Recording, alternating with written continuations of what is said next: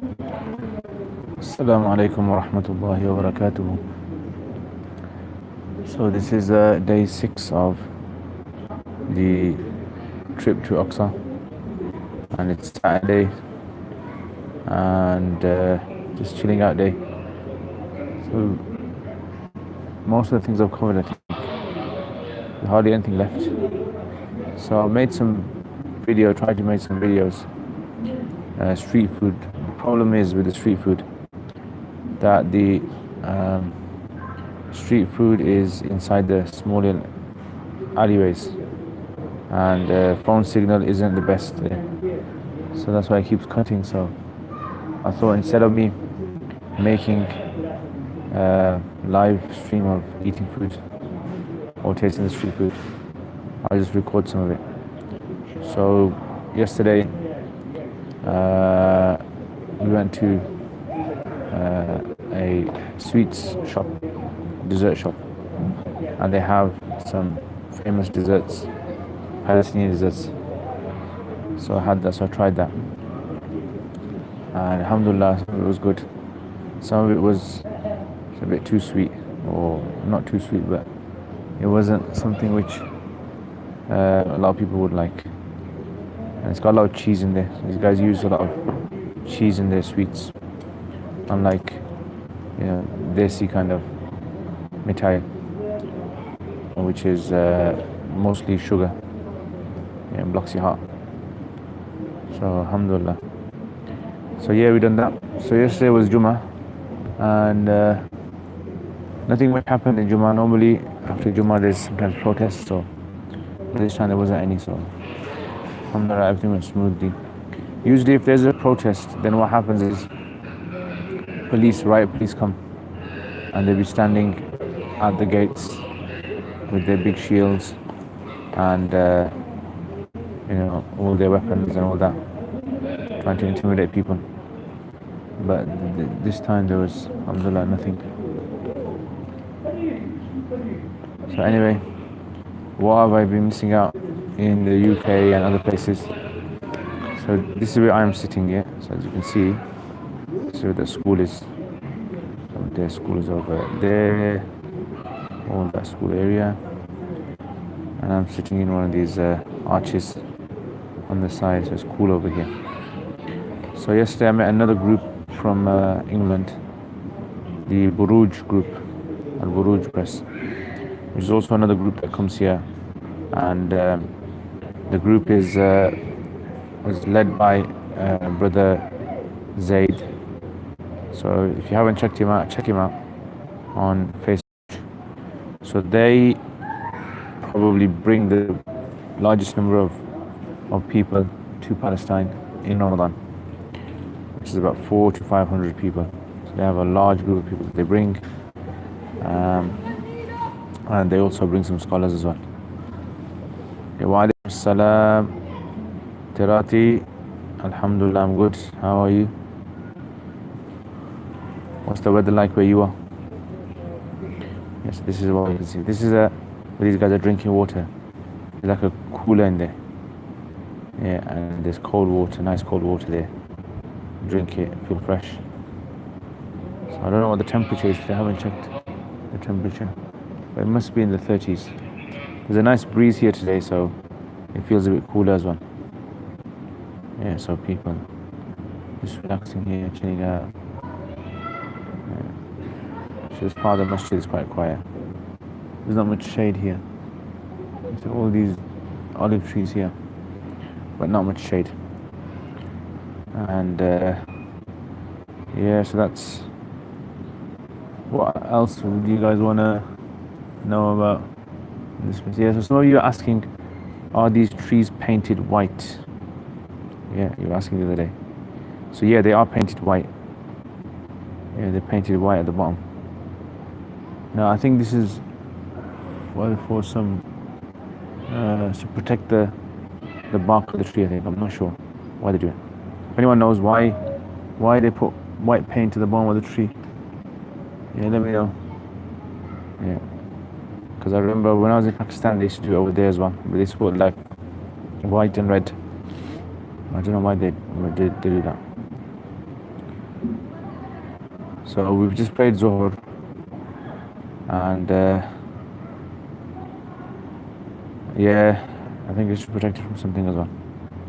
I'm not sure what it is. Is it some sort of chalk or some sort of treatment they put on there? Yeah. So, what else do you guys want to know about this place? I'm not an expert, but I can probably make stuff up for you guys. So at the moment it's school holidays here for kids. That's why you see a lot of kids running around. Okay, the sun cracks the bark and insects in the trees. Oh, okay. Ajib. Yeah, maybe that's the reason. Yeah, because you see all these trees, they have it. Yeah, that makes sense. Wa alaikum assalam, Muhammad Ashraf. Okay, the insects eat the trees from the inside. Ajib.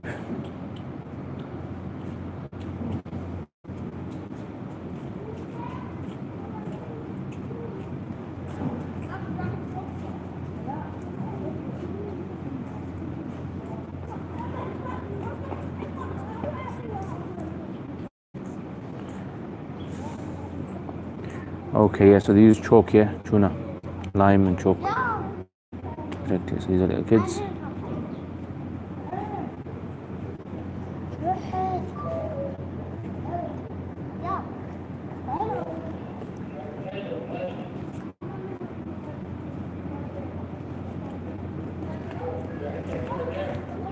So anyway, so you can see the white hairs, yeah, one white hair there, one there, one there, few there, one there.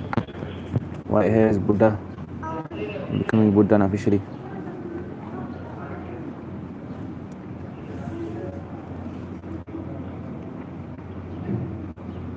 Yeah, olive trees, you get them. I've got one at home as well. So some of the students, I'm going to show you guys it, but some of the students gifted me an olive tree, and it's very small. It's got a few olives on there as well. Yeah, small olives. It's got a few olives on there as well, but I think those olives aren't edible ones. I think you'll probably end up sick or something. Yeah, so unless you came to my house and you saw my garden, yeah, the tree that I've got. But I think they do grow in England, but they don't really produce any much fruit. Or unless you put them in a greenhouse or something, yeah, or conservatory. Maybe the heat will probably do something to it.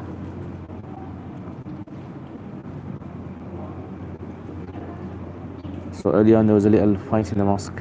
These two guys, I think they just got into an argument and one pulled his shirt off, and then he's like screaming in the mosque, and then security came and took them to the side and spoke to them, and then they made friends. They kissed each other. And so these Arabs, they kiss each other a lot. So they kissed each other, mashallah. Two guys made friends. Outside Mushtaq's, okay. Oh, the Mushtaq's on Stratford Road. That one.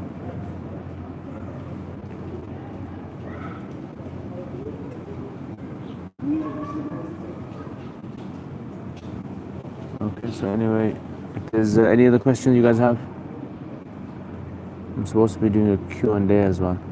And I've also got Surah Mulk left to do. So I think I might do that today.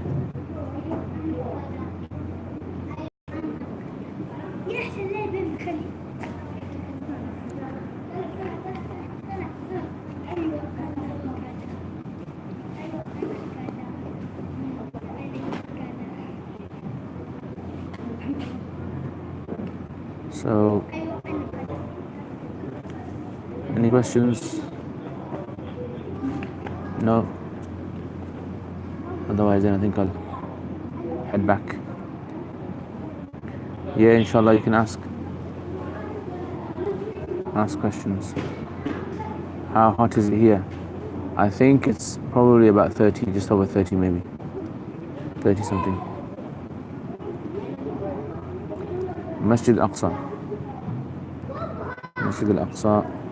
You can't see the dome of the rock here. Yeah.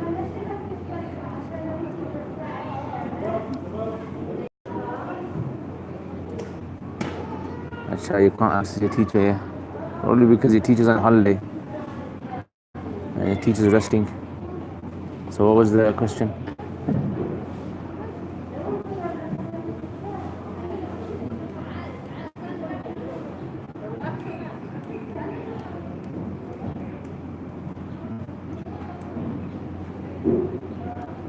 What is the difference between, can't read that properly, Shar'iyat, Furu'iyat, and Hukmiyat? Okay, so Shar'iyat, Furu'iyat. So what's the context of it? Shar'iyat just usually means Shar'i, something that's Shar'i, and there's something that's related to legislation, Islamic legislation. And Far'iyat is related to those aspects of Islam which are legal law, not to do with Aqidah. The Far'iyat. And Hukmiyat is usually to do with either one or two things. Hukmi, something which is legally established. So it's a legal ruling which doesn't usually follow a particular sort of qiyas rule. So hukmi, yeah, like we say, this is something which is an assumed legal ruling. Or hukmiyat can refer to one of the 8 hukms, like fard, wajib, sunnah, mustahab, mubah, makruh, haram, and halal. Could be that. So if I know the text, could you tell us something about the Dome of the Rock? So the Dome of the Rock, basically, the Dome of the Rock basically is a place that was built by, there was a Khalif called Abdul Malik bin Marwan. He built it, and it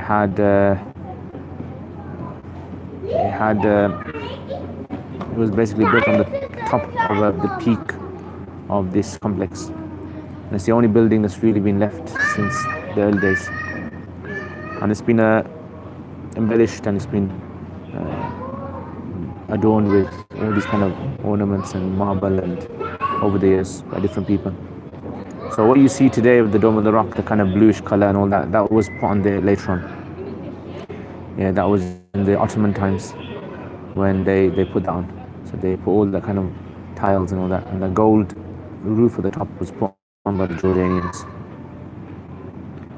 You're looking great, mashallah. Jazakallah khair, jazakallah khair. One way of telling if an ayah is muhkam is when Allah Ta'ala gives us a khabar, because that can never change. I didn't quite understand what that means. Okay, one way of telling if an ayah is muhkam is when Allah Ta'ala gives us a khabar. Yeah. So the rules, those rules that are mentioned in usul, which is basically like, let me say something is khafi, yeah, mushkil, etc., and zahir and nas, and mufassar and muhkam. Those are all rules to do with imperatives, commands and prohibitions. So something that was told for people to do, or something that was told for people not to do. Yeah. So for instance, like if I say to you, stand up, and then I say to you, no, sit down. So now I've changed the ruling now. So there's a change that's taken place over there. So when there is a possibility of change taking place, then we say that this ruling is potentially at a level where it can either be zahir, it can be nas, it can be mufassar. Yeah, change can take place. So there is a possibility of nasakh, abrogation taking place. But if, for example, like I say something that happened yesterday, there's no way for me to change that. So if I say yesterday I ate hummus with bread, right? I can't change that. Unless I made a mistake in telling you something that happened yesterday, I can't really change that. I can't really change that. So this is why khabars, something that has been a narration or something that has been documented in the past, it can't be abrogated. So if it can't be abrogated, in that sense, it has to be muhkam, which means unchangeable. That's what it basically means. Yeah, so that's why muhkam, all khabars are considered to be muhkam in that sense, meaning that they are non-changeable. Ya Allah. So hopefully, inshallah, tomorrow is the flight back, and I'll be back as usual, inshallah, teaching again, inshallah. So I'm thinking about maybe do some sort of intense kind of like cover some nahu or something, I don't know, I'll see. I'm gonna make my videos again, back to making videos, inshallah. Holiday season's over, back to serious me, inshallah. These two little girls playing.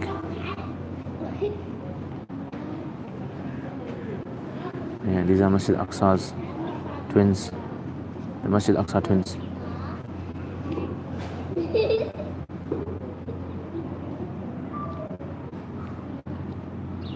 Yeah, ask that.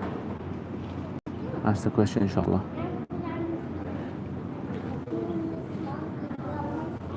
Ya Allah.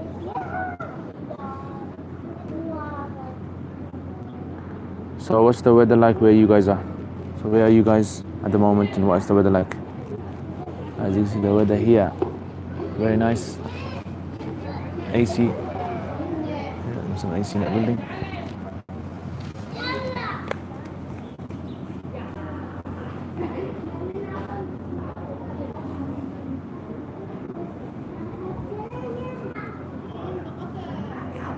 Yeah, so anyway, I was gonna take some videos or live stream where we went the other day for ziyarats.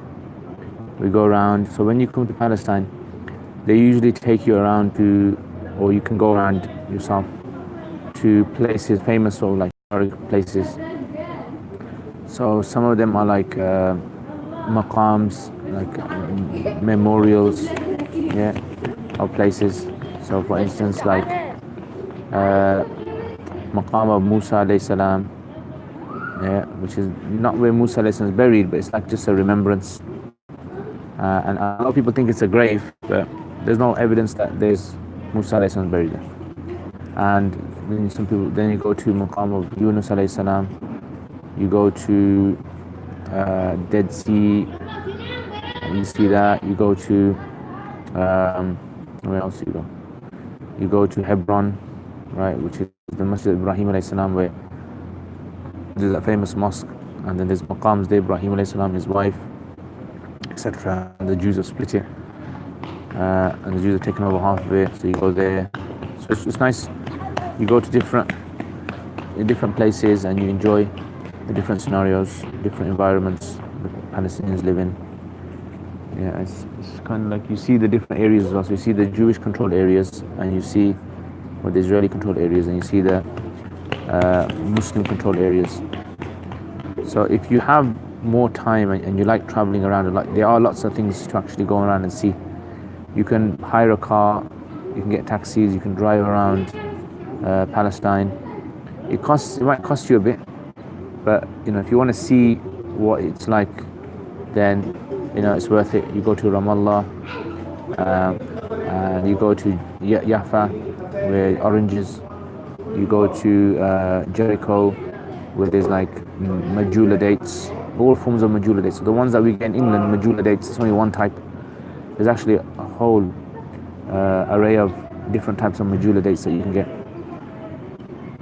Okay, ruling on video games and playing video games that have the word God. Does a person in Islam get nullified by playing games like this?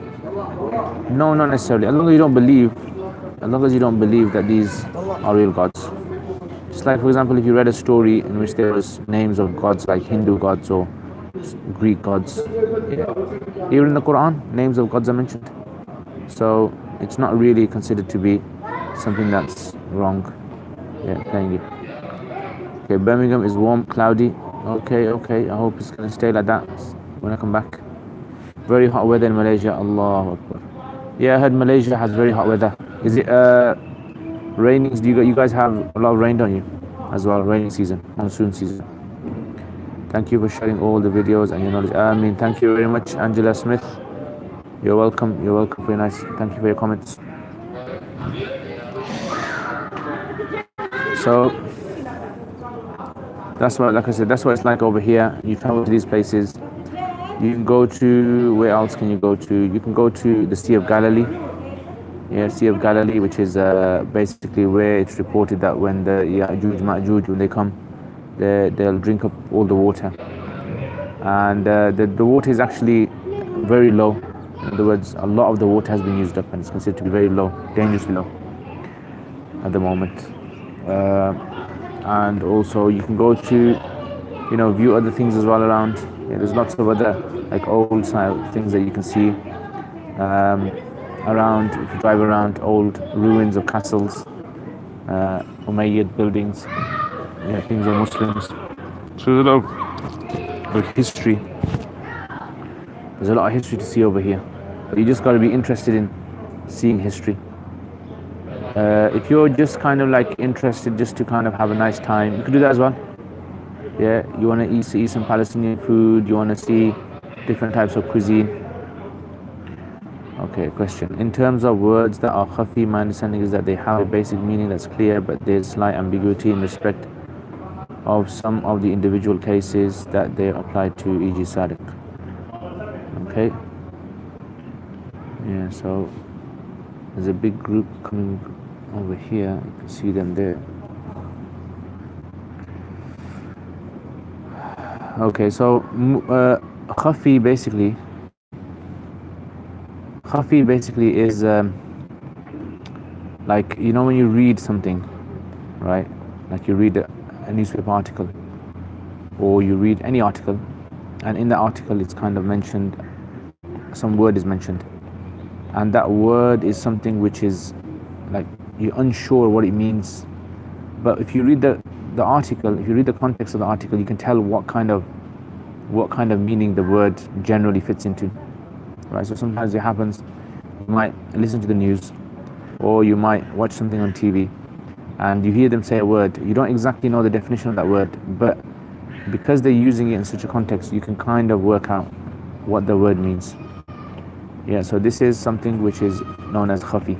Khafi is something that you can work out as long as the context, it kind of gives you a rough idea of the meaning of that word.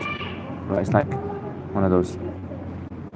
Mushkil, on the other hand, is where the word can only be figured out. It's like so confusing, so difficult. They can only be figured out with external support. So you need external support. It's not just a matter of reading the paragraph back and forth and working out. You can't do that. You have to get external support. So for example, like terminology that's used in different sciences. Like for example in Nahu, if someone has never studied Nahu and you say to them that this is a mubtada. So if they look in the dictionary and they figure out mubtada means beginning, that's not the right meaning. They have to get external support, meaning they have to get support from an expert in Nahu in order for them to be able to figure out what that word means. So mushkil is like a step above khafi. It's like you can't figure it out on your own. You need to get external support.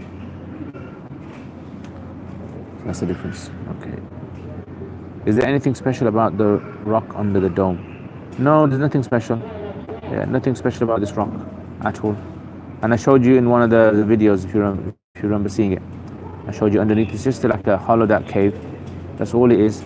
And I think people, they just see something that they've never seen before, and they kind of just like think it has to be special. I think humans by nature, they're like that. So if they see, some sort of like a cave, if someone found a cave, let's say for example, like in the city center, I'm sure some people will start thinking this is some sort of a religious sort of thing.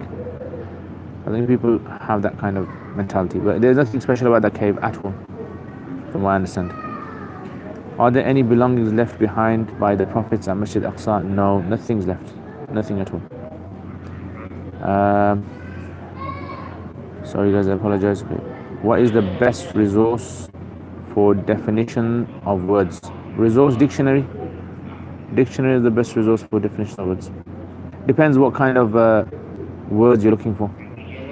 I've got some kids here who've come to study Arabic grammar. They're saying salam and please make dua for them. MashaAllah, MashaAllah. Alhamdulillah. Tell them, kids, make lots of dua that Allah gives you barakah in your time, and inshallah I will make special dua for you guys that Allah gives you understanding of Arabic grammar and Quran, and may Allah also give barakah and also help those who are supporting the kids to learn Arabic as well. Ameen. Okay, Quran meanings of words. So Quran meanings of words, what I would advise is, if you read, there's a book. Actually, if you go to this website called Ejtal, Ejtaal, Ejtaal. If you go on that website, Ejtaal, just type it in Google, and a website will come up, and it's got lots of dictionaries in there. In there, you'll find many English dictionaries that are just focused on Quran. Right? You'll find many that focus on Quran. So have a go at that. Check that one out, inshallah. Alright, so anything else before I go? I'm just thinking of maybe I'll just head back to the hotel, have a bit of rest, chill out, maybe, I don't know, go to the shops, see some things.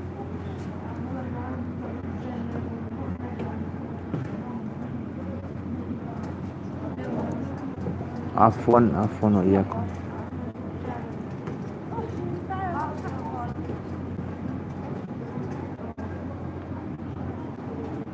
Alright then, so Jazakumullah khair guys. I'll try to make another video later on, maybe cover some Surah Mulk, and otherwise have a rest inshallah, and Assalamu alaikum wa rahmatullahi wa barakatuh. One last view of this place.